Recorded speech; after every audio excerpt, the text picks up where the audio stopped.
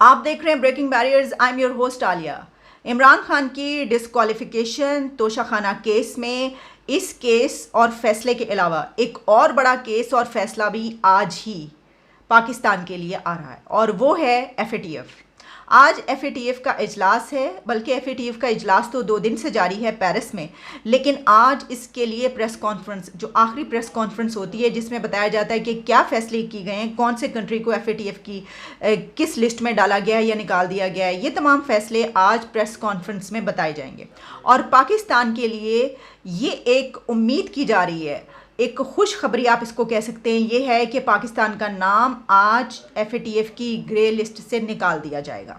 अब देखिए, इसके ऊपर हमने कई मरतबा काफ़ी टॉक की है, यानी जैसे जैसे इसके होते रहे इजलास, हम उसके ऊपर अपना प्रोग्राम करते रहे, आपको सारी डिटेल्स बताते रहे। अब मैं आपको थोड़ा सा अगर याद करवाऊँ कि तकरीबन 2 महीने पहले पाकिस्तान में एफएटीएफ की वहाँ से एक टीम आई थी, क्योंकि उससे पहले जो उनका आखिरी इजलास हुआ था उसमें क्या फ़ैसला हुआ था कि ठीक है, पाकिस्तान ने अपने मैक्सिमम पॉइंट्स गेन कर लिए हैं, यानी वो कंप्लीट कर लिए हैं, लेकिन अब ये है कि हम आकर ये देखेंगे कि आया प्रैक्टिकली इसको किया गया है, और जो लोग ये कहे जा रहे हैं कि जनाब उनको गिरफ्तार कर लिया गया है, वो जेलों में हैं, ये वगैरह वगैरह इस तरह की चीज़ें, और इसके अलावा बहुत सारे ऐसे काम, तो आकर हम देखेंगे और फिर ये फैसला किया जाएगा कि पाकिस्तान को एफएटीएफ की ग्रे लिस्ट से निकाला जाएगा या नहीं निकाला जाएगा। तो वो टीम अभी आई हुई थी कुछ दिन पहले, अभी चंद दिन पहले वो टीम यहीं पर थी। अच्छा, वो मज़े की बात यानी दिलचस्प बात ये कि जिस वक्त वो यहाँ पर थी उस वक्त भी ऐसे बहुत सारी चीज़ें हो रही थी, जैसे कि स्वात में तालिबान की वापसी की जो बातें कही जा रही हैं, इन्हीं दिनों में वो बातें भी चल रही थी। तो फिर भी जो इस वक्त तक की खबरें हैं वो मैं आपको ये बता रही हूँ कि आज पाकिस्तान का नाम एफएटीएफ की ग्रे लिस्ट से निकल जाएगा। ये एक बड़ी खबर है पाकिस्तान के लिए, बहुत हमारे लिए पॉजिटिव न्यूज़ है कि एक अरसे के बाद, यानी साल गुजर गए कि हमारा नाम ग्रे लिस्ट में ही चल रहा था, और जब भी ऐसा कुछ होता था तो हम कहते थे कि कहीं ऐसा ना हो इस साल ग्रे से ब्लैक में ना चले जाएं हम, ठीक है। तो उसमें खैर काफ़ी लोग ऐसे भी थे जिन्होंने कहा क्या हो गया, तो चले भी जाएंगे तो क्या होगा, और ग्रे लिस्ट में है तो क्या हो गया। यानी ऐसे ऐसे यहाँ पर जहन नगीने पाए जाते हैं जो ऐसी जहनीत रखते हैं वो, बल्कि मैं देख रही थी, देखिए होता क्या यहाँ पर, लाहौर के एक कॉलेज में एक किताब मेला मुनक्किद हुआ, तो वहाँ की जो इंतज़ामिया है, एडमिनिस्ट्रेशन, प्रिंसिपल और जो सारी उसकी एडमिनिस्ट्रेशन है, उन्होंने बताया उनके मुताबिक उस फेस्टिवल में, बुक फेस्टिवल में 1200 शावरमास, 800 प्लेट बिरयानी, 900 बर्गर्स और 1800 कोल्ड ड्रिंक्स सेल हुई हैं, और पूरी 35 किताबें, 35 बुक्स भी सेल हुई हैं, ठीक है। तो जिस मुल्क में ये 900 बर्गर्स और 1800 कोल्ड ड्रिंक्स फ़रोख्त हो रही हूँ और वहाँ पे 35 बुक्स सेल हो रही हूँ, फ़रोख्त हो रही हूँ बुक फेस्टिवल में, तो वहाँ पर अगर ऐसे लोग मौजूद हैं जो ये कहते हैं हो एफएटीएफ की लिस्ट में, ग्रे लिस्ट में है तो क्या हो गया, ब्लैक में भी चले गए तो क्या होगा, तो वहाँ पे ये मुमकिन है, ये तो कोई बड़ी बात ही नहीं। अच्छा, कुछ तो लोगों ने आकर नीचे ये भी लिखा और कहा, मैंने जब ये ट्वीट किया तो उन्होंने कहा कि वो जो 35 किताबें ख़रीदने वाले हैं वो वही दुकानदार थे जो ये सारी चीज़ें बेच रहे थे, शवारमा और बर्गर्स वगैरह, क्योंकि उनको लपेटने के लिए कागज़ चाहिए थे। तो ये भी मुमकिन है, ये भी मुमकिन है। इसकी वजह क्या है? इसकी वजह ये है, the eagles of Iqbal do not need to learn science and technology. Actually they just want to fly over shrines.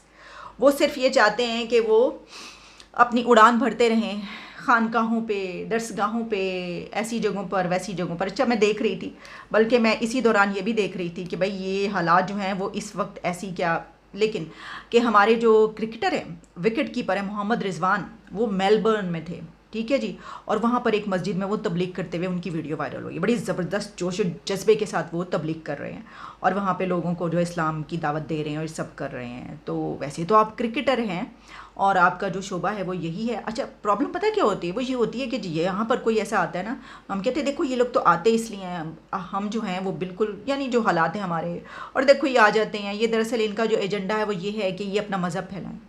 लेकिन हम इस चीज़ को सही समझते हैं कि हम किसी दूसरे के मुल्क में जाकर जो है अगर ये काम करें कि अपना मज़हब वहाँ पे फैलाएं तो हम कहते हैं ये ठीक है, लेकिन वो यहाँ पर हैं, उनको ऐसा नहीं करना चाहिए। अच्छा, अब आप ये देखें कि उनके दिल कैसे हैं कि वो आपको फुल इजाज़त, वो कुछ उनको फ़र्क नहीं पड़ेगा। अच्छा चलो ठीक है, जो दिल करता है वहाँ पर जाके वो करता है।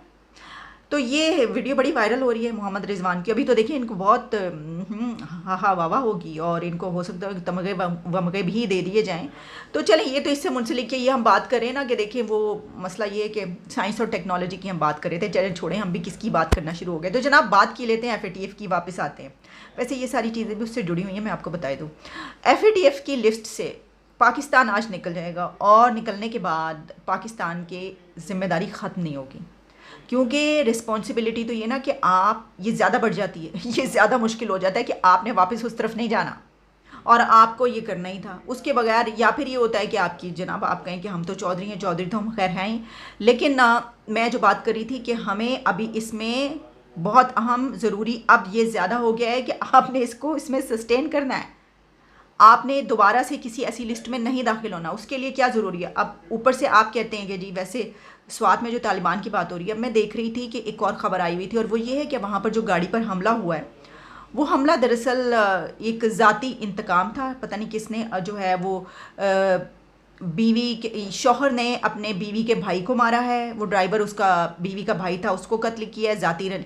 इस तरह की खबरें आ रही थी, लेकिन ये क्या ऑथेंटिसिटी है इसकी हम नहीं जानते। ठीक है, हमें तो अब तक यही पता है, वरना देखें अगर ऐसा कोई कत्ल होता है, फ़र्ज़ करें तो इतने लोगों ने जमा होकर जो प्रोटेस्ट किया है, हज़ारों लोगों ने, उन हज़ारों लोगों में से वहीं पर स्वात में रहने वाले किसी एक बंदे को ही नहीं पता कि ये ज़ाती वजह से, इंतकाम की वजह से हुआ है कत्ल। और अगर उन्होंने फिर भी ये किया है तो बड़ा गलत किया है, फिर तो आपने बड़ा खिलाफ प्रोग्राम किया है ये सारा पाकिस्तान के। लेकिन कैसे हो सकता है? हज़ारों में से एक को भी पता होता तो वो सबको बताता।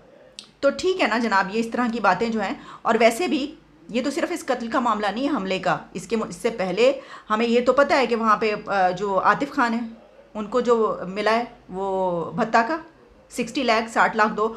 और ये तो सिर्फ वज़ीर की बात है, ये खबरें काफ़ी देर से चल रही हैं और हम बता चुके हैं आपको कि कितने लोग इसके बारे में बात करते हुए नज़र आ रहे हैं कि उनको ऐसे खदूत आते हैं। आप KPK की जो सिचुएशन है, इमरान खान को चाहिए कि वो सियासत व्यासत छोड़ के उस तरफ पूरी तवज्जो दें अपनी, वहाँ पे उनकी हुकूमत है, उनको ही करना चाहिए। अच्छा, दूसरी तरफ जनाब IG खैबर पख्तूनख्वा जो है वो कह रहे हैं कि स्वात के तमाम पहाड़ों को दहशतगर्दों से खाली करा लिया गया है और 2 से 3 महीनों में स्वात में रौनकें दोबारा बहाल हो जाएंगी। तो अगर आपने स्वात के तमाम पहाड़ों से दहशतगर्दों से खाली करा लिया गया तो 2-3 महीने क्यों और मजीद लगेंगे रौनकें बहाल होने के लिए? कम से कम स्टेटमेंट ही ऐसी दें। जब आपने कह दिया खाली करा लिया गया तो फिर कहें कि कोई ऐसी बात नहीं, आप लोग आ सकते हैं। अब आप ये कह रहे हैं कि 2-3 महीने में रौनकें बहाल होंगी, तो इसका मतलब ये है कि अभी 2-3 महीने में आप इसकी सफाई करेंगे, कुछ ना कुछ तो करेंगे ना। ठीक है, बहरहाल तो बहुत अच्छी बात है। चलें, अगर ऐसा हो भी रहा है तो मेरा कहने का मकसद ये है कि ये ज़रूरी है भाई, ये बहुत ज़रूरी है। क्योंकि अगर आप दोबारा लिस्ट में नहीं जाना चाहते, दोबारा एक दफ़ा गए ना, उसके बाद तो ये जितने डेकेड्स लगे फिर तो आप भूल जाएं जो आगे होगा। तो अपने आप को इन तमाम चीज़ों से हमें निकालने की बहुत ज़रूरत है और उसके लिए एक काम करना बहुत ज़रूरी है जिसकी हम नहीं कर रहे।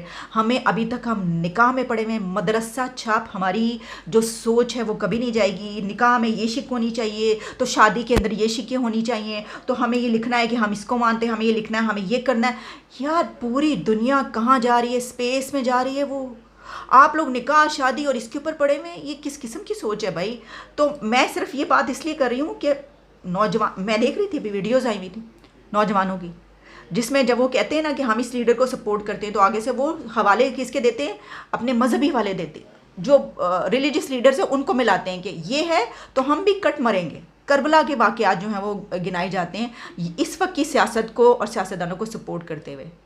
तो मैंने इसीलिए कहा था कि जो हमारे जो है ना नौजवान ईगल्स, उनको साइंस और टेक्नोलॉजीज़ की कोई वो नहीं है, वो बस फ्लाई वहीं पर करना चाहते हैं, उनकी परवाज़ जो है ना वो वहीं पर रहना चाहते हैं। प्लीज़ इससे आगे नहीं बढ़ेंगे, कुछ नहीं बनेगा हमारा, कुछ नहीं बनेगा। हमें इस सोच को, बेशक आपको ये बुरा लगता हो कि मदरसा छाप या ये, लेकिन यही है, क्या करें। तो इस सोच से हमें आपको आगे निकलना पड़ेगा और इसके लिए एक ड्रास्टिक चेंज की ज़रूरत है। मुझे नहीं पता कोई वो कौन होगा जो करेगा ये, लेकिन मैंने आपको FATF की जो सिचुएशन है वो सारी बता दी। इजाज़त दें, आपसे दोबारा मुलाकात होगी।